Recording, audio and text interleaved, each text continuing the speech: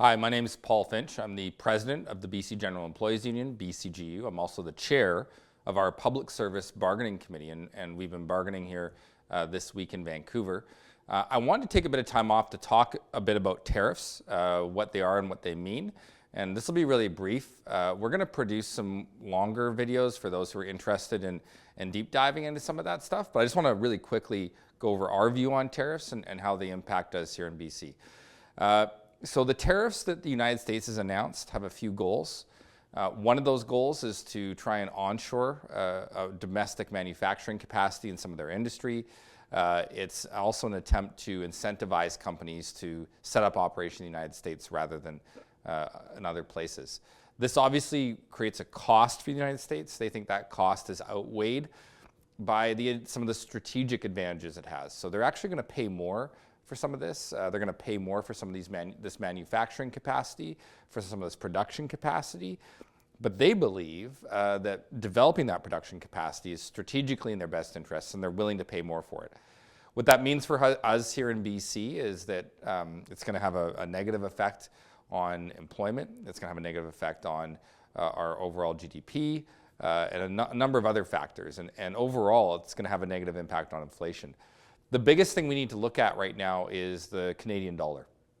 The United States is the world's largest oil and gas producer. They've said that they're going to maintain large or heavy production output, a high production output for a long period of time. That means a lower price per barrel of oil. What that typically means here in Canada, when coupled with our current Bank of Canada interest rates, is a low or a weak Canadian dollar. Right now it's about 70 cents on the US dollar. What that means for us is that we have great competitive exports, although the tariffs kind of nullify that advantage to the United States in some regards, or for those particular industries that have those tariffs.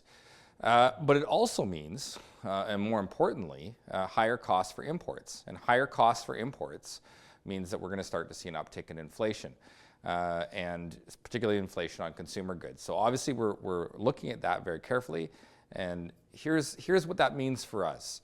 At the same time that we're seeing the potential for an economic downturn, should there be a protracted trade war with the United States, we're also seeing an uptick in the cost of living.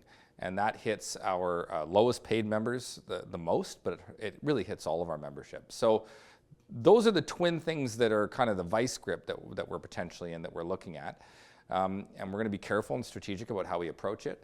But we need to understand, and we're trying to basically produce some videos, but also produce some materials to help everyone understand what's at stake here and what the situation is. What that means for us, we need to keep advocating to increase, obviously, compensation, especially for those at the lower end of the compensation brackets, to address the affordability crisis. We've been consistent at the bargaining table and in our messaging on that. We haven't hit the monetary side of negotiations yet, where almost all the items we're talking about are non-monetary. We haven't tabled wages or anything. But I think it's important just to talk a bit about what that means for us and how tariffs situate. There's a lot more we could say on this. There's a lot more I could say on this. But I'm going to leave it there. And hopefully we'll produce a more expansive video kind of talking more about our views on that another time. Anyway, hope everyone's doing well. Cheers.